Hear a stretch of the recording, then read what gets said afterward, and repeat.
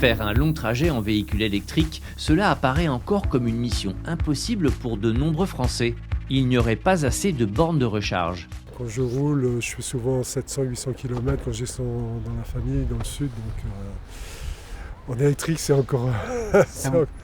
Pareil, pas évident. Non, c'est pas évident.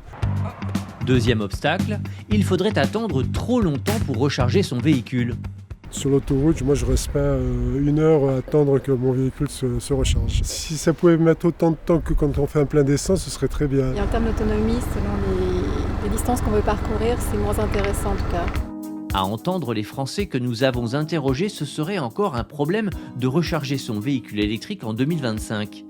Mais est-ce vraiment la réalité ?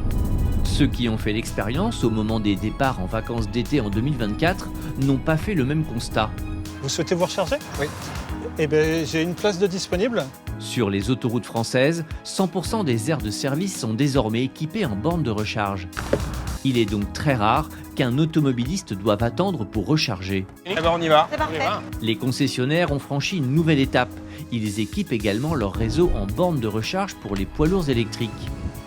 Il y en a de plus en plus. Pour l'instant, c'est pas une contrainte. C'est sûr que si on a plus de camions électriques avec cette même quantité de bornes de recharge qu'il y a un peu sur tout le réseau français, là, ça risque d'être compliqué. Pour décarboner le transport de marchandises, Vinci Autoroute expérimente également sur l'autoroute A10 une recharge par induction des poids lourds qui circulent. La France, qui était en retard en matière d'équipement en bornes de recharge, dispose aujourd'hui du réseau autoroutier électrifié le plus dense au monde.